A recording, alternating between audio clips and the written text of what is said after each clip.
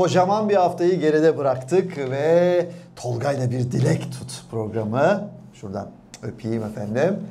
Doyamıyorum. Başlıyor. Evet. İkinci bölüme başlıyoruz. Birinci bölüm tepkileri çok olumluydu, çok güzeldi. Bizi motive etti, harika gitti. Siz neler düşünüyorsunuz? Sokakta tanıdılar mı? İmza aldılar mı? Parmak mı bastınız? İmza yerine neler yaptınız? Yok, parmak basmıyorum ama yok be, imza değil, fotoğraf artık. Günümüzde herkes bir fotoğraf çekiyor. Ayak bastı parası o zaman. Fotoğraf şey olarak. bizim işimiz. Evet. Güzeldi ama tepkiler evet olumlu. Evet. Her şey yolunda. Tam yol o zaman ileri gidiyoruz. Makineler tam yol ileri. Devam. Evet. Evet. Gerçekten benim için de güzeldi. Sizinle program yapmak. Böyle inşallah devam eder. Ben de çok istiyorum. Yani güzel şeyler. Bunlar tabii tepkiler gördükçe insanların falan ne kadar güzel, devam edin, devam edin, böyle devam edin, böyle devam edin demesi beni de gerçekten çok motive etti.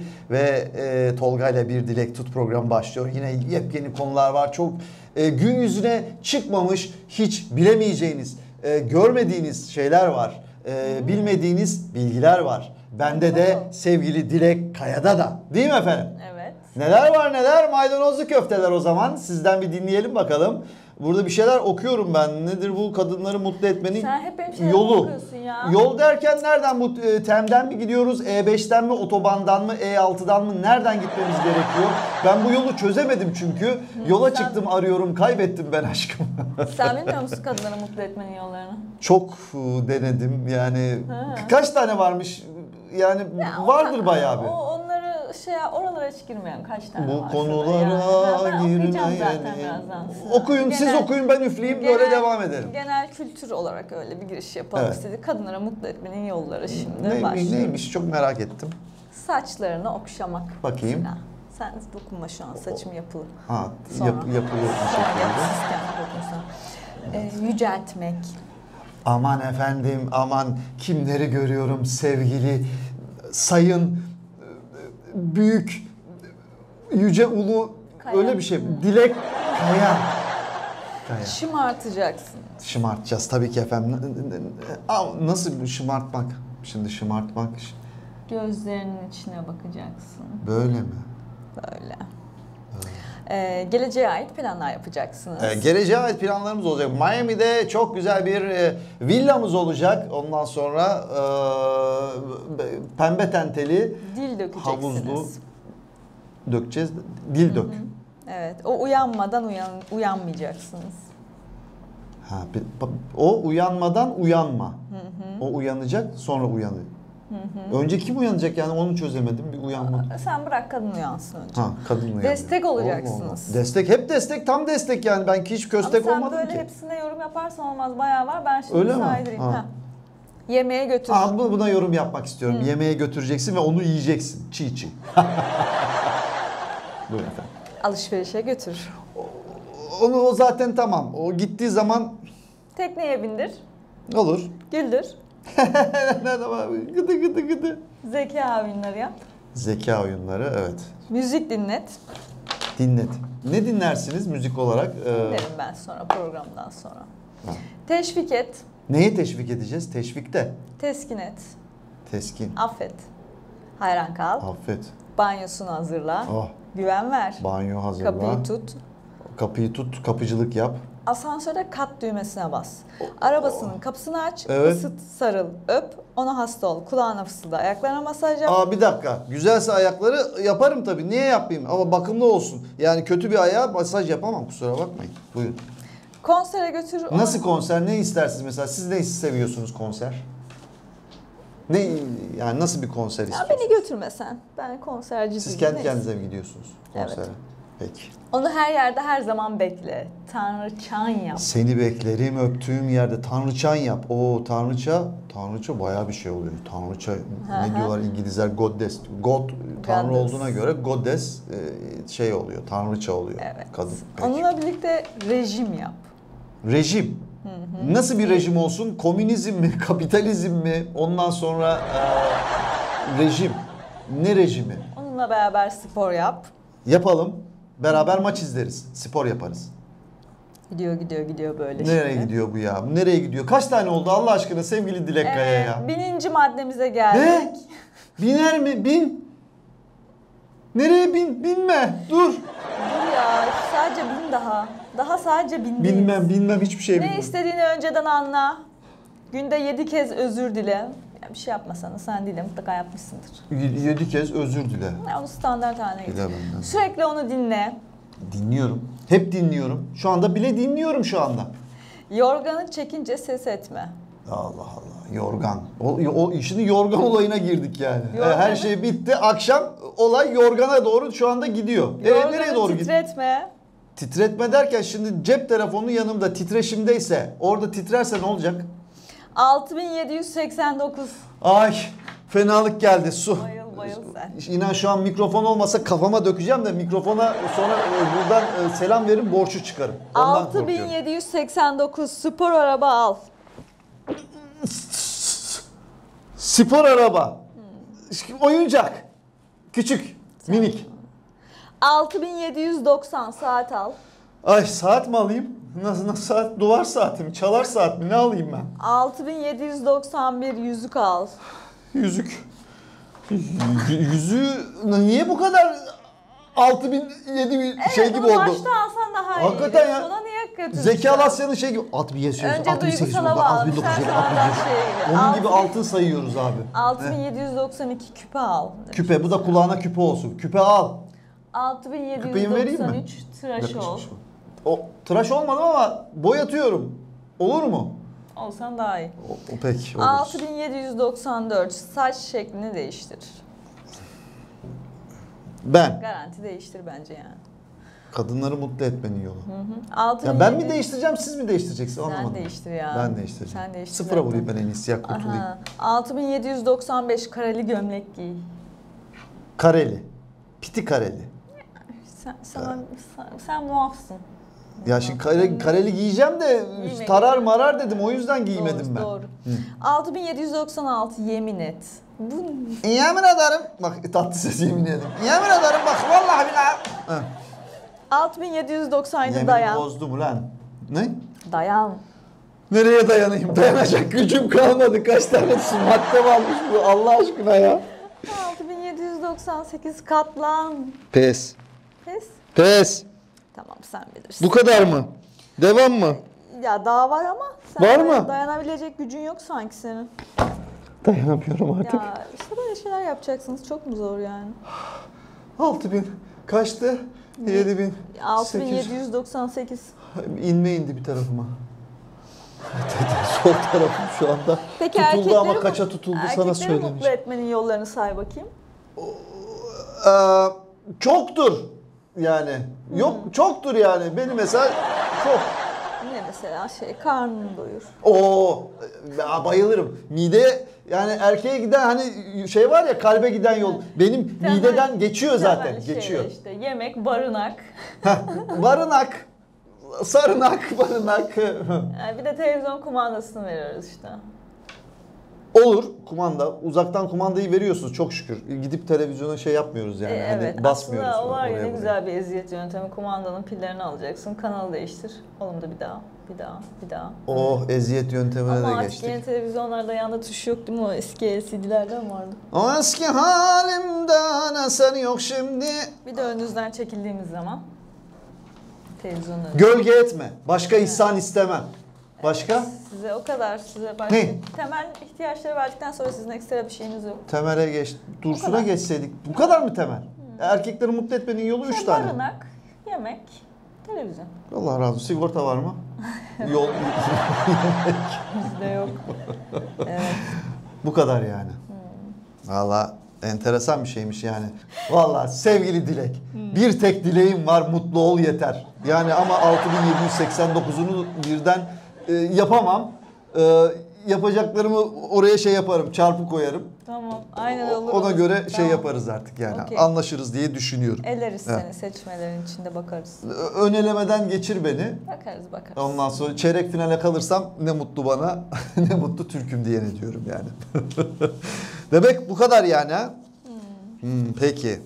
O zaman şimdi çok enteresan tikleri olan var. Senin bir tikin var mı? Var. Var mı?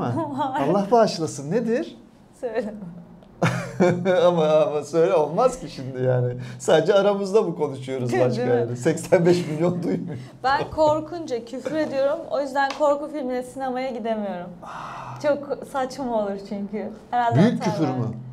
Ana avrat bir ters bir düz mü? Analar neler.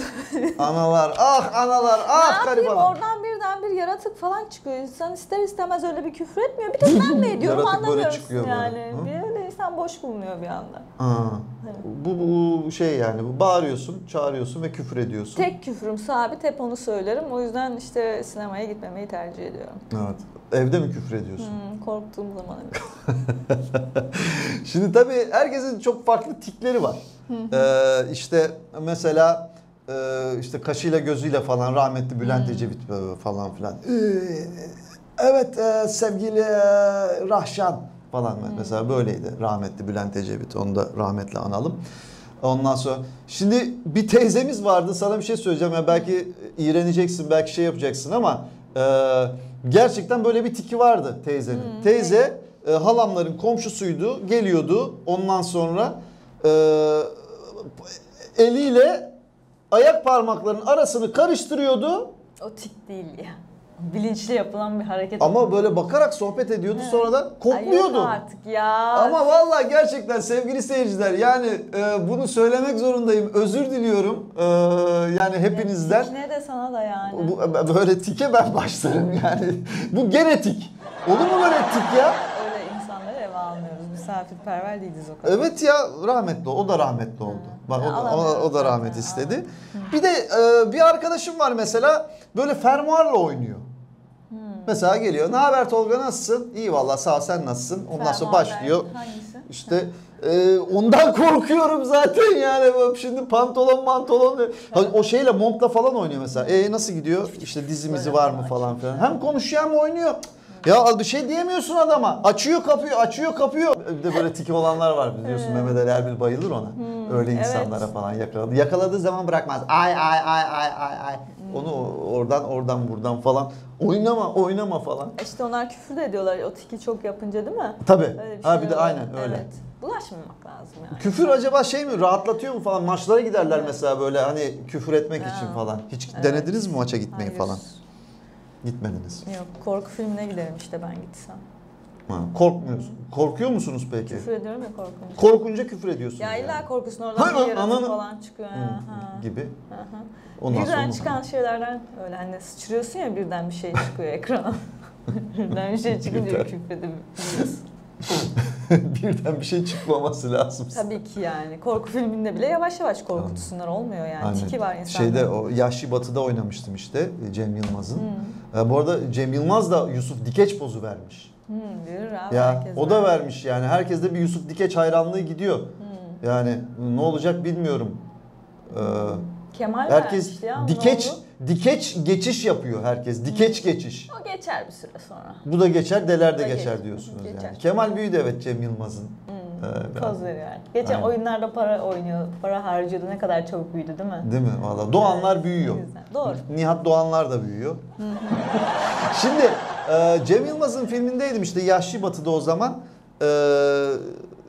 Yönetmenin şimdi adını unuttum. Çok değerli yönetmenim. Onunla da bir reklamda çalıştık. Rahmetli Özkan Uğur'un ondan sonra reklamıydı. Dedi ki, Tolga dedi, rol küçük ama dedi hani sevdiğim bir oyuncusun. Hani dedim hocam sizin için gelirim, çiğ tavuk da yerim, ne olacak dedim ya. Gelirim dedim tabii ki. Ondan sonra gittim. İşte bir güğüm var falan, güğüm, bu kola güğümü. İşte Ozan Güven'le beraber atın üstündeler, bir silah vuruyorlar falan, güğümden kolalar dökülüyor. Yani süt yerine kolalar dökülüyor. Ben de böyle ayıptır söylemesi yırtık dondan çıkar gibi fırlıyorum.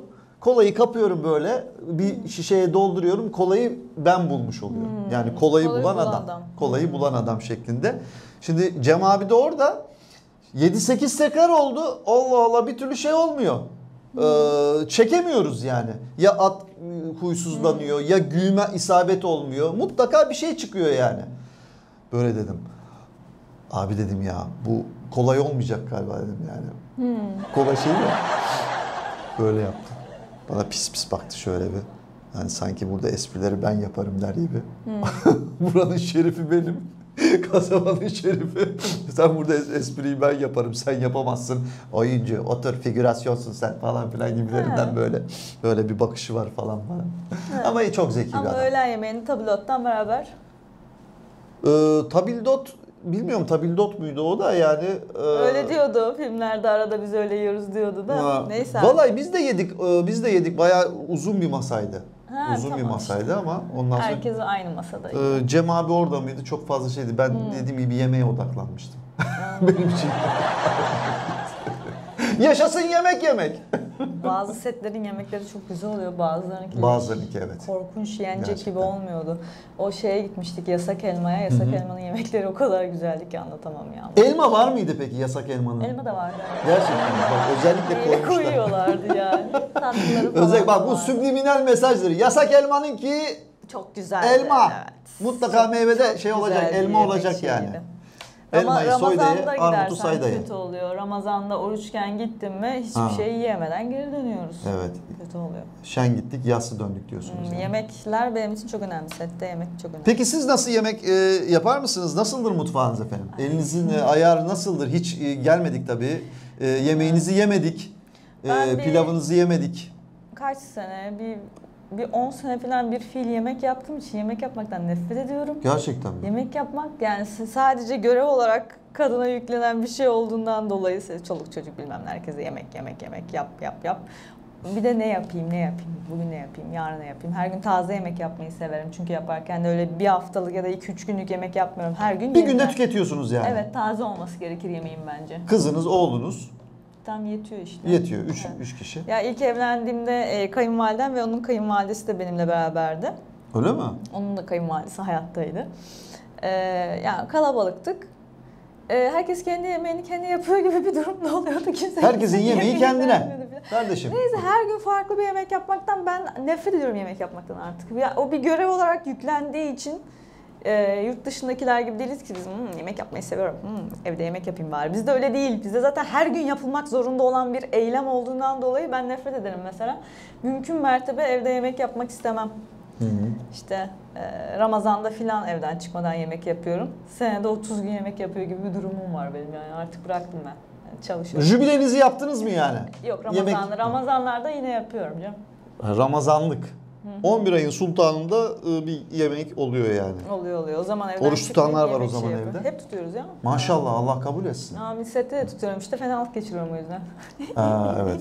Set uzarsa. Genelde uyuyorum ben aralarda zaten. Hep uyuyabilen tiplerdenim. Ne güzel. Her yerde uyur musunuz? Her yerde uyurum. Burada? Uyurum. Şu anda? Ben uyurum. Şu an uykum yok ama geldiği an uyurum yani. Yok, Sıkıntım yok. yok. Sette çok rahat ediyorum o yüzden. Her yerde Şimdi uyuyorum. uyursanız ben derim ki demek ki kötü program oluyor. Ha. Yani uyanık tutmak lazım yani. Evet, Uyarmam lazım yani. Evet, Uyarmam uyar. derken yani Tamam. uyarmak yani. İkaz etmek yani. Uyarmadı deme sonra. Yani hani öyle. Tamam, Tabii. Peki karpuzla aranız nasıl? Çekirdekleri var, sevmiyorum o yüzden. Takıntılı bir tipim yani. Çekirdekli asla yiyemem. sevmez misiniz? Onların hepsini tek tek ayıklamam gerekiyor. Sen bugün konular niye yemek üzeresin bugün? Karnım acıktı çünkü. Çok takıntılı bir tipimdir. Hepsinin yani yiyeceğim karpuz bir tabak. Onu tek tek çekirdeklerini ayıklamam gerekiyor. Yiyemem yani öyle. Tek sapık. Denk. Kavun da Ağlarım sevmiyorum. ak saçlarım. Ben çok az şey yiyorum. Belli Çok zaten. seçiciyim ya. Belli zaten. Türkiye'nin neydi? En ince belli. Modeli. İnce belli bardaklar olur ya efendim. Aynı Evet. onun gibi. Yani Yani. sevgili Dilek Kaya gördüğünüz gibi. Yani başka yok zaten yani. Türkiye'nin en ince belli. Şımardı. Şımart dedi ya, kaçıncı bu maddeydi o? O bakayım 3. 3. Tamam 3'ü uyguladık. Tamam bakalım 6789'a kadar yolumuz var efendim. Evet. Hayırlısı olsun. Tamam, hadi bakalım. Şey diyecektim şimdi karpuzu biliyorsunuz yararak yiyenler var. Yaranlar var yani yara. Yarabiliyorlar mı? Yarmak. Ondan sonra bir de karpuzu şimdi peynirle yiyenler var. Peynirle yediğin zaman kilo aldırıyormuş. Mesela hani onu siz yapmıyorsunuz demek ki. Böyle ince bele tatlıyla sahipsiniz. peynirin bir arada hiçbir zaman düşünemediğim için biliyorum. İkili öyle olarak yerlerini mı? ama asla Ben de yemedim. çok yerim onu, biliyor musunuz? Asla Karpuz yemedim peynir yani. ikilisi. Yani Asla. Bağdaştıramıyorum, kafada yiyemem. anladım. Peki karpuzu baharatlı yer misiniz? Hayır. Ya kızartıyorlar da ben yemiyorum öyle. Kızartıyorlar Onlar mı? çok absürt şeyler bunlar. Yurt dışından bizim ülkemizi karıştırmak için bize gönderilmiş tuhaf şekiller. Dış mihraklar tarafından gönderilmiş. Yemekleri yemeyin lütfen. Evet. Karpuzun genetiğiyle oynadılar. Et gibi kızartıyorlar. Hayır, karpuzu dilim versin yersin, basit iş. Lütfen. Karıştırmasınlar, gelemiyorum öyle şeylere. Sinirlerim bozuluyor. Yerli karpuz istiyoruz. Nerede karpuz? Nerede bu karpuz? Tuz koyuyorlar. Ay koymasınlar işte. Kırmızı yani tuzlayarak. Ya hayır, yemesinler. Kırmızı pul biber. Kişniş Yenmez, ve yenmez. kimyon. Vallahi yurt dışının adetleri bunlar. Niye Şu yiyorlar öyle? anda moda, trend bu. Gerçekten Alfer modaya sevgili Dilek Kaya. uyacaksak ama Baharatlı karpuz. karpuzu da Yani. mundar ettiler arkadaşlar. Mundar ettiler Eşekten düşmüş karpuzumuzu. karpuza döndük şu anda. Bu anlattıklarımla. Gerçekten. Onları görüyorum ben Instagram'da falan da yenmez Karpuz onlar tavuğu, ya. denize Allah aşkına düştü. standart normal insan gibi beslensinler. Niye ona baharat atarsın? Kimin aklına geldi ya? Ha. Hiç uygun şeyler değil bunlar. Türk aile yapısına hiç uygun şeyler değil. Yerli, milli, manevi değerlerimize özen göstermemiz gerekiyor Yemekten demek sonra ki. ya da gün içinde onu dilimlersin, yersin. Evet. Kısa Dilim net, dilim. basit yani, hiç uğraşmayın. Anladım. Peki daha böyle bir geliştireyim, daha bir fantazi, daha bir varyete yapayım o zaman. Karpuz pizza. Yediniz mi? Ya Allah o günleri göstermesin be. Karpuz pizzayı normal pizzayı mı tercih ediyorsun? Yani pizza çok kalorili diye uzak durmaya çalışıyorum ama arada böyle kaçamak olur tabii. Ninja kaplumbağaları. Kaçamak güzel oluyor. Bir de ya şu pizzayla bir tek kola gidiyor ya. Yerli milli manevi kola diyelim. Kolayı Ama bıraktım kola gidiyor. Yani ayran içilmiyor, gazoz içilmiyor, Ben soda içilmiyor. Ondan sonra meyve suyu içilmiyor. Yani o pizzaya nedense sanki pizzayla kola ayrılmaz bir ikili gibi. Ya kolanın içindeki maddeler sana yapıyor, bağımlılık yapıyor da ondan ben her yemeğin yanında sadece su içerim. Yani ben Aa, onları ne güzel. aşalı çok oldu. Yani H2O. bırakın bunları. Çok zararlı onlar, kola ve işte paketli meyve suları. Paketlenmiş şeyleri içmeyin arkadaşlar. Çok zararlı yani. Kolayı var. Su için ya. Su çok güzel bir şey. Su olur, Su limonata tabii ki. olur, ayran olur, o tarz şeyler. Dediğim gibi karpuz pizza da çok enteresan bir şey. Yani gördüm lor peyniri ve naneyi koyuyorsunuz. Nane, limon kabuğu bir güzel kaynasın aman. Hani ajlarım var ya nane, anneanne, babaanne falan. O pizza şeklinde getiriyorsunuz. Karpuz pizzayı öyle yiyorsunuz. O da çok enteresan. Yani İyi, gerçek pizzanın içine atmıyorlar. İtalyanlar intihar ederdi herhalde. İtalyanlar kesinlikle yani bunu görse Harakiri falan yapıyorlar. pizza kulesi bile böyle en Yıkılır, sonunda yıkılır. yıkılır. Eğik olan pizza kulesi pizzayı Ançerezli yapıyorlar diye olay çıkarıyorlar değil mi? Onlar pizza yenmez o şekilde falan diye. Peki asıl can alıcı noktaya geldik. Devam ediyoruz. Gıdalardan devam ediyoruz. Dondurma sever misiniz? Yaz ayının en önemli, en güzel, böyle en dayanılmaz, cezbedici, kızgın kumlardan serin sulara yani gerçekten bizim için çok önemli. Özellikle Türk milleti için. Tabii ki bademci olanlar için çok. Şimdi bademciğin varsa onu yiyorsun. Benim oğlan yiyor, ondan sonra hasta. Bir daha şey Ya yapamıyorsun. bademciklerim yerinde ama hiç şişmezler. Ben Uslu duruyorlar. bademciyi alınca zaten faranjit oluyor böyle. Bir türlü ondan kurtulamıyorsun Ya. yani de. Neli dondurma seversiniz sevgili Dilek Kaya? Dondurma için Sever misiniz ya da? Ölürüm ha. Ölmeyin. Lütfen. Benim bütün gün sağlıklı beslenme olaylarım var. İşte genelde 17 saat aç kalıyorum, aralıklı oruç tutuyorum. Yaşıma ve kiloma göre olanına. Evet. Ondan sonra akşamları açıyorum onu 5 gibi filan. Kanala gelince onu yapamıyorum da ne kanalda yediriyorlar. Bir kanaldan girer. Evet. 5 gibi falan bozuyorum. Sağlıklı şeyler yemeye çalışıyorum. Salata çok severim. Salata, işte brokoli, tavuklu, mavuklu bir şeyler falan, onları yiyorum. Koli brokoli. Sadece akşam çığırından çıkıyorum. Akşamları 1 saat falan benim böyle bir şey yeme ve kendimi deşarj etme şeyim yani. Akşam milyon kere izlediğim, her repliğini bildiğim bir diziyi açıyorum. Psikopat gibiyim yani akşamları. O dizi esnasında, Dizi esnasında ne yiyorsunuz? Perizi soğanlı- bozuyor musunuz? Tabii ki canım. Bu ne periz, bu ne lahana turşusu. Soğanlı cipsi bilirsiniz belki. Ona bayılıyorum ama 50 gram 100 gram falan yiyorum. Yani bir paket cipsi 2-3 günde bitiriyorum ben. Ha. Ondan yiyorum. Biraz ara veriyorum. Bekliyorum. Şekerim biraz normale dönsün. Ondan sonra dondurma. Gypsy Kings. Yiyorum. Bamboleyo. Dondurmamı yiyorum. Bir kutu dondurmayı 3 gün Ha, neyle yiyorsun? Bir markanın takıntılı şeyini yiyorum şu an. Bir kutu böyle kutu dondurma. Tamam, ne var içinde? Hani böyle yerken salatalık kütür kütür sesi geliyor. Kütür kütür salatalık sesi gelen bir Bulmaca mı olmuş? Bilmece mi anlamadım. marka var. Belki marka ismi vermiyoruzdur.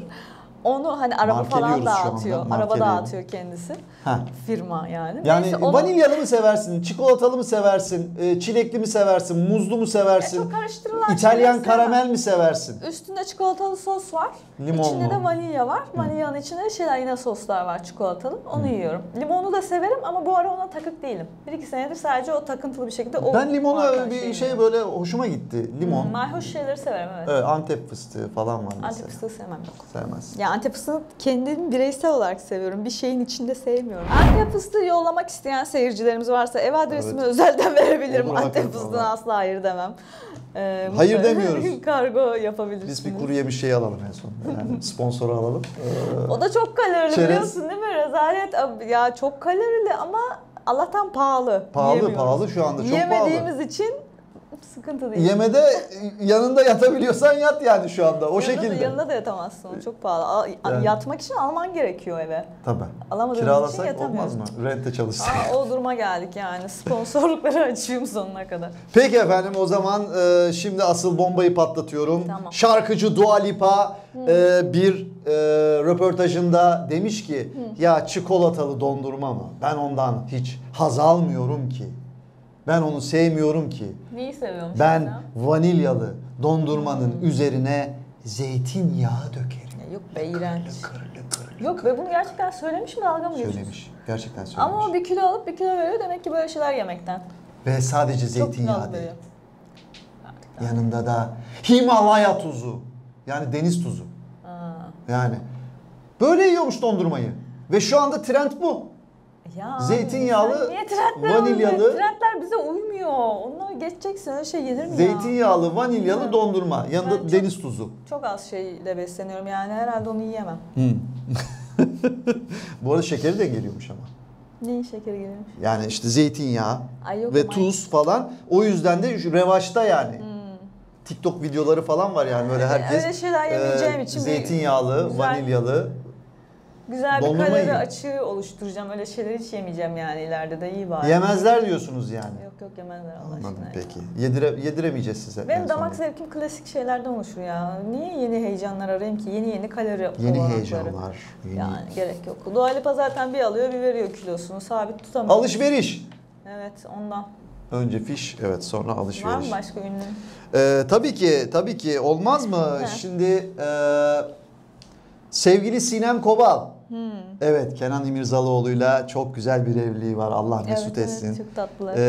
İlk başta herkes dedi ki ya bu evlilik buna ne kadar gider falan diye düşündüler ama her şey çok güzel gidiyor. Hep de böyle gitsin inşallah. 2 tane kızları var biliyorsun. Maşallah, Lalin hı hı. ve Leyla. Onlar 8-7 seneden beri Sinem Kobal setlerde yoktu. Güzel bir annelik yaptı. Güzel bir eş. Çok güzel bir evlilik. Hiç proje falan düşünmedi. Kenan abi çalıştı. Kenan abi çalıştı. Onun son dizisi de patladı. Ondan sonra başka diziye gitti mi o? Vallahi yarışma sundu işte. Evet Yarışma doğru. devam ediyor Oradan, tabii. Aynen. Ne yapacaksın? Ekmek parası. Ekmek parası. Devam ettiler. Güzel yani. Bayağı bir ekmek yani. Pahalı bir ekmek. Ama öyle ne yiyorsa. ekmek. Ama Yani onlar ya. güzel ekmek. Birçok Çok şey masraflı arkadaşlar katıldı ya. Hep görüyorum işte Osman abi, Osman Cavcı falan filan. Ya bakıyorum oyuncular falan katılıyor. Acaba dedik biz de katılsak mı acaba? Katılalım, Yani bu olur. yarışmaya bir hiç değilse bir kısa günün kârı cebimize Demeyelim biz öyle demeyelim de. cebimize bir para koysak falan filan yani dedim yani. Öyle demeyelim Çünkü ama hep böyle gideriz. televizyondan baktığın zaman ya diyorsun ki biliyorsun.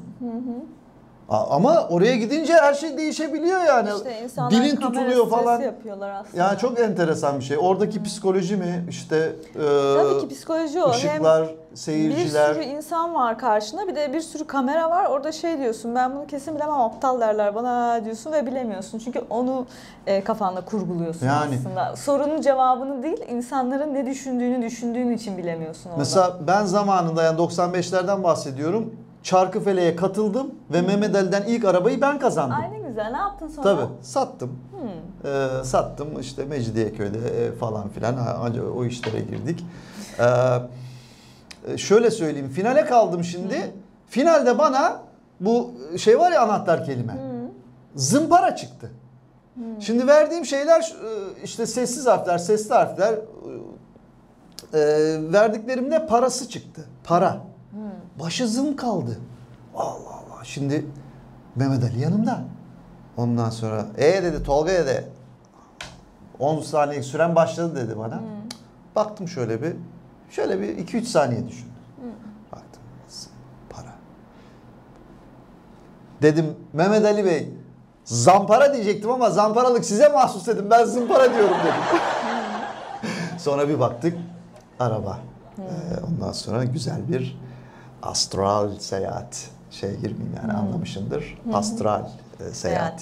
Çıktın, sattın. Çıktım, evet, sattık ondan sonra. Yani yarışmalarda şanslıyımdır. İyi gidelim. Son zamanlarda bir şansım tutmadı. En son işte şeye katıldık yine. Asuman'ın programına. Ne 360'ta aileler yarışıyor. Ha, aileyle gittin ha? Yok aileler yarışıyor ama tiyatro ailemle gittik. Evet, tamam. Tiyatrocu olduğumuz için ailemiz o şekilde gittik. Son şeye kalamadık ya. Son dakikada elendik. Olur öyle. Böyle bir şey oldu. Neyse. İnşallah siz de bir yarışmaya katılalım ya. Olur katıl. Gerçekten yani yarışma çok. Benim öyle şanslarım yoktur. Dibe çekebilir miyim? Yok Söyleyeyim. yok olmaz. Dibe çekiyor. Ben size denizin dibine dalarım. Çekin. Nereye çeker? Nereye çekersen artık yani. Okey o zaman katılırız. Tamam, evet. Bu yarışmaya da katılma sözü aldık. Sinem Kobal yeni bir projeye başlıyormuş. Evet, Sinem Kobal. Aynen. Siz de duydunuz mu efendim? Duydum. Evet, bu arada dediğim gibi 8 yıllık evliliği var. Çok güzel. 7 yıldır set yüzü görmemiş ve şimdi neymiş? Her şeyin başı Merkür diye bir sinema filmi. Ali Balcı yönetmen. Alp Navruz'la beraber başrolü paylaşacak. Orada Elif karakterini oynayacak.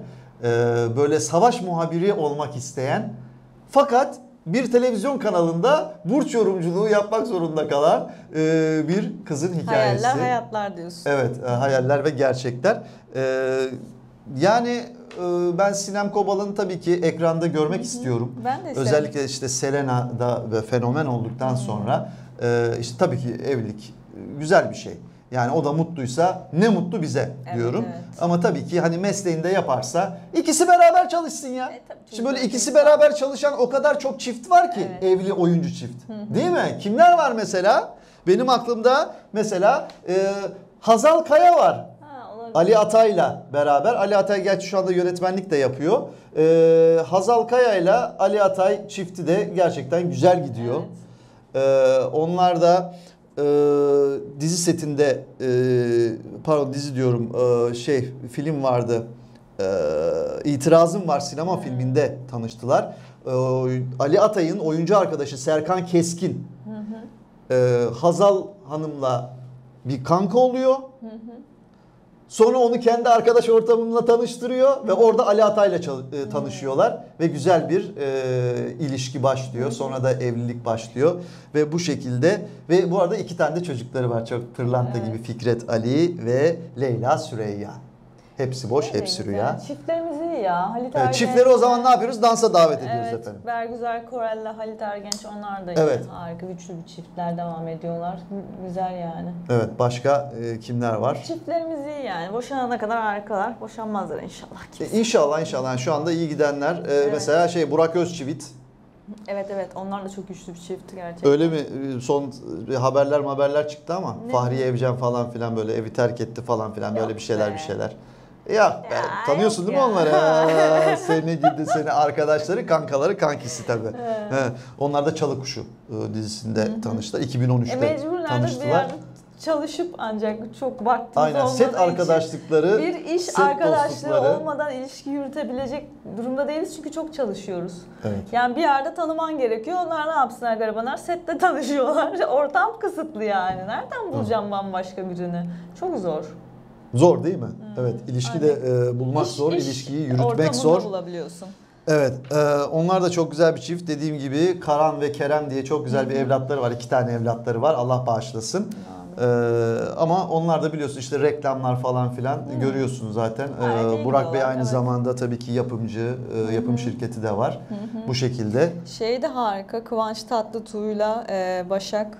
Ama o işte bir onu şöyle ikisi de Neyle? Başak Hanım da tabii ki oyuncu olmadığı için Ha. stilist ya, modacı ya. O yüzden ben şimdi şey Oraya düşündüm. katmıyorsun. Hem evli hem Yok, oyuncu olsun. Harika bir çiftler. Bence Yo katmıyorsun. güzel Kıvanç tabii ki Kıvanç da. Çok güzel. Aynen onların da Belli bir evlatları var. olgunluğa erkek ulaştıktan sonra yaptığı evlilikler de çok uzun gidiyor. Peki Neslihan Atagül ve Kadir Doğulu için ne düşünüyorsun? Onlar da çok tatlı. Bir ara bir çalkantılar bir şeyler oldu galiba. Şimdi iyiler. 2 tane Doğulumuz vardı. Evet.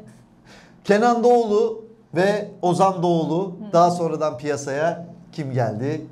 Kadir Doğulu ve Kemal Doğulu. O da modacı Dört biliyorsun. dediler. Onlar da kardeş. 4 tane Doğulumuz var. Hepsi yakın doğu ama. İyi, güzel. Yani. Evet. Neslihan Atagül ile Kadir Doğulu çifti de Fatih Harbiye setinde tanıştılar. Onlar da 2013'te tanışmışlardı. Onlar 2016'da evlendiler.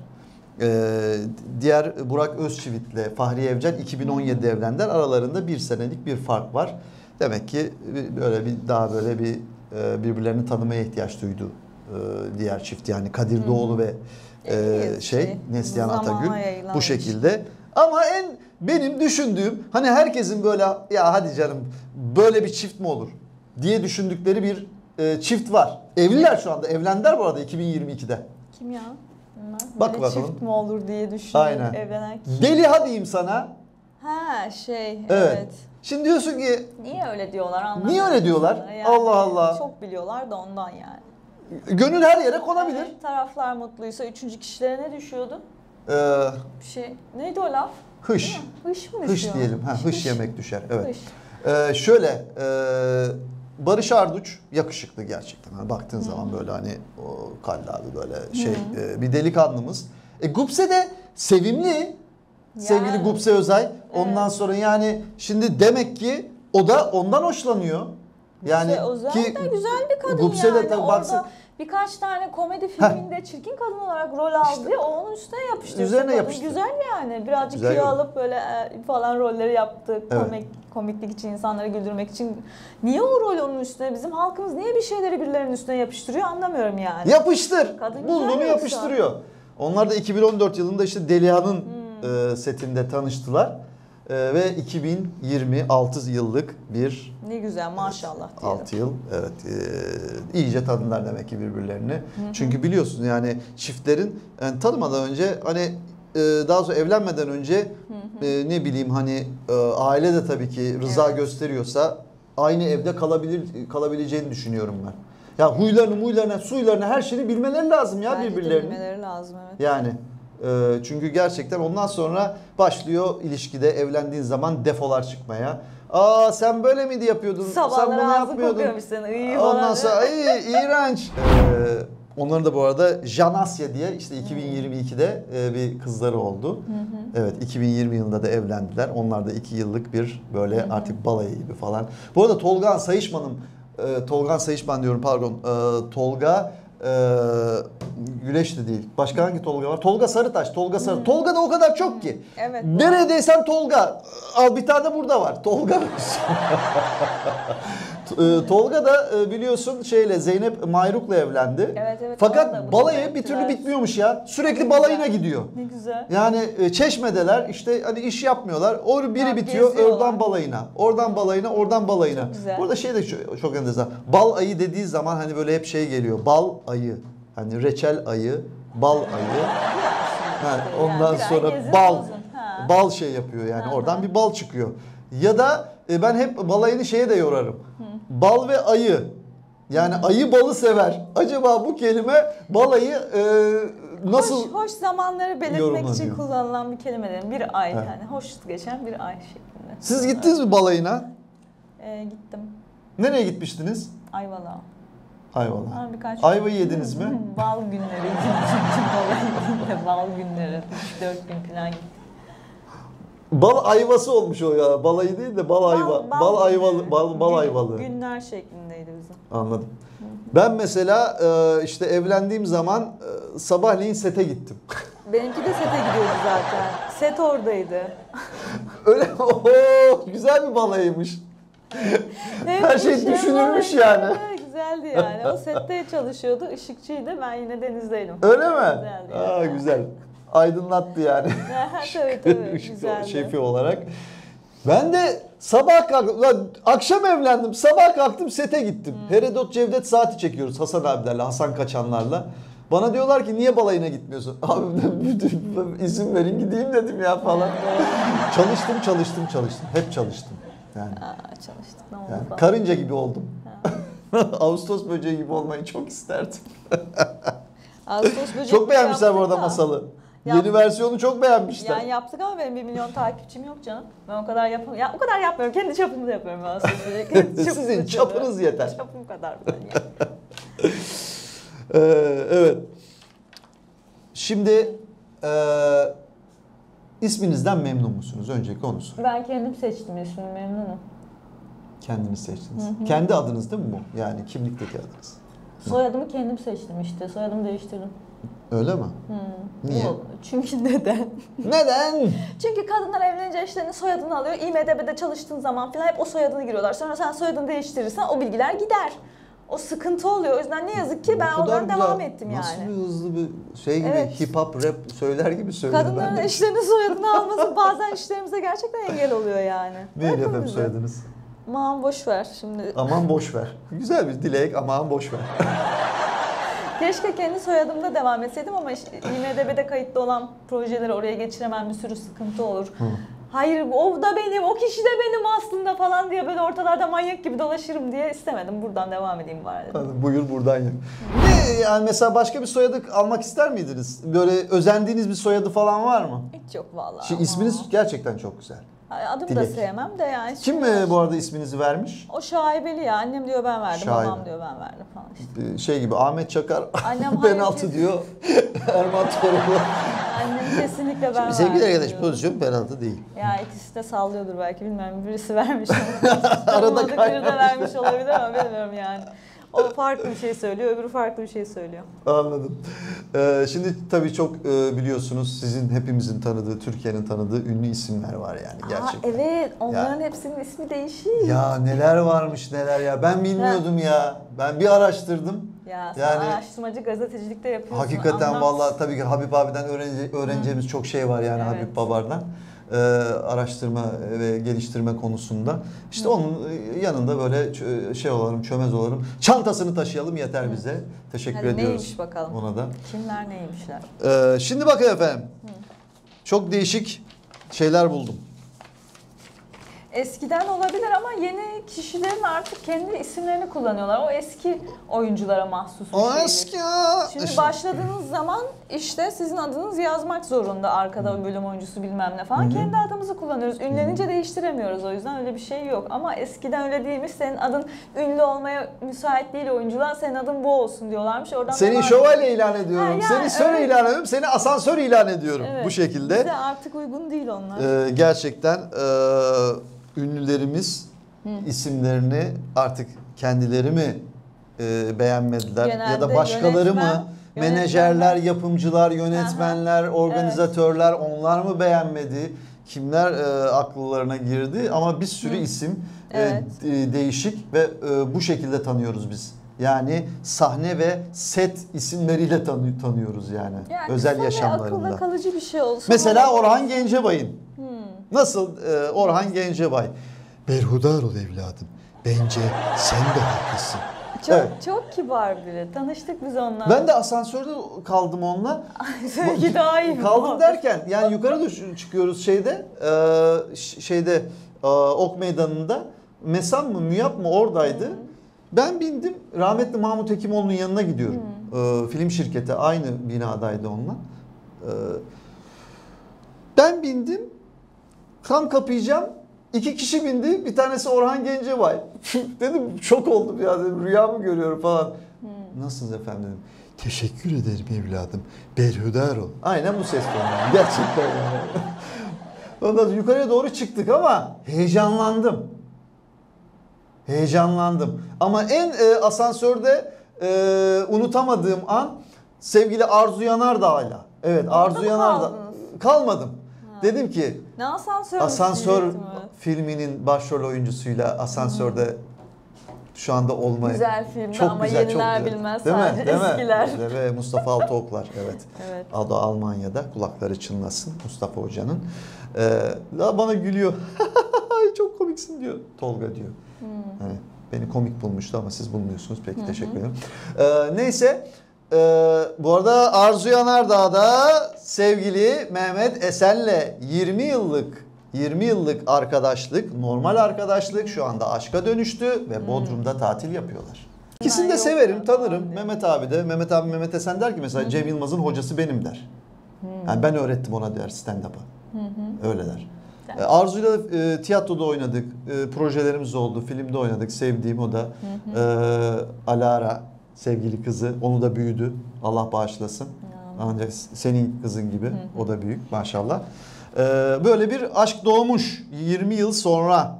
Bakalım ne olacak? Hayırlısı. Magazinden de haberler verelim. Evet. Orhan Gencebay'ın ismi. Evet, evet Orhan Gencebay. Ha, neymiş? Tek harf değişiyor. Nasıl yani? Başındaki tek harf değişiyor. Ama ismindeki değil. Soyadındaki tek harf. Başı. Ney Ne o? Gencebay. Ne olabilir? Her şey olabilir işte, biliyorum yani. Yani G mesela Türkçe'de vardır. Bazı harfler yumuşar. T D'ye döner. K G'ye döner. Ya da G K'ya dönmüş Hayatım burada. neymiş adamın Kencebay, ismi ya? Kence. Kencebay. Kencebay, Orhan Kencebay. Ha, onu değiştirmiştir belki. İşte yumuşamış orada, Direkt Gencebay değiştirilebilir olmuş. onu. Yumuşatmış. Yani orada sadece soyadını yumuşatmış. Güzel. Yani. Evet. En yakını o herhalde. Yakın demiş ki evet. Bence K G'ye dönse çok daha iyi olur. Değil mi Sevimciğim? Tarık Akan. Çok sevdiğim Tarık abi. Toprağı bol olsun. Allah rahmet İsmi duruyor. Tarık Tahsin Üregül. Ya tabii nasıl? Uzun şey gibi Pele gibi Edson Arentes'te de Neskimento. Tahsin Üregül mesela şimdi bile değiştirmek isteyebilirler. Tarık Tahsin Üregül. Artık kim soyadını Akan olsun. vermiş? Ya, biz bununla Akan olmuş. uğraşamayız demişler, bu ne, seyirciye nasıl söyledik? Akan olmuş. İyi olmuş, değil mi? Evet. Bu Yani kısa net daha iyi, böyle akılda kalsın. aynen, kesinlikle. Müjdar. Evet, sevgili Müjdar. Burada tabii rahmetli kardeşiyle tiyatroda çok çalıştım, Mehtap Ar'la. Onun da adı çünkü biz nüfus cüzdanına kadar görüyorduk, biliyorduk. Müjde Hanım da oradayken hem rahmetli Aysel Gürel hem Müjde Hanım Mehtap'ın evine gelirdi ve biz orada sohbet ederdik. Yalnız çok kuralcı bir kadındır. Çok dominanttır. Çok baskındır güzel. Müjde Hanım. Çok. Çok hoş. Kuralları falan o kendi koyar. Hiç şey yapmaz yani. Müjde Hanım'ın gerçek adı Kamile Suat Ebrem. Soyadı da Ebrem. Ya hiçbir şekilde yani onu akılda tutamazsın. Telaffuzu da zor. Evet. O yüzden Müjde Kamile Suat Hiç Ebrem. uğraştırma bizi, Müjde Müjde olsun. müjde bize. Mehtap Arın da değişik o zaman. Evet. Yine Arzu soyadı aynıdır. Mehtap herhalde. doğruydu. Kendi Arzu Mehtap Ebrem. Yani soyadları Ebrem. Rahmetli Aysel Gürel'in işte eşi.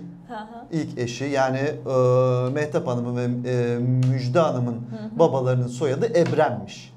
Ya insan Bu annesinin şekilde. soyadını da alabilmeli ya. Yani. Bir de Aysel Gürel çok enteresan bir kadındı gerçekten. Gerçekten. Evet evet. İşte çöpten falan bir baktık magazin programında şey topluyor. Bir şeyler topluyor. Bir gün sonra falan gittim. Geliyor ya sürekli Mehtap Hanım'ın yanına, rahmetlinin. Ya dedim Aysel'cim çöpe kadar düştün mü dedim ya. Yapma lan ya. Tolgacığım dedi. Bak dedi sen çok zeki bir çocuksun dedi. Anlamış olman lazım mesajı dedi.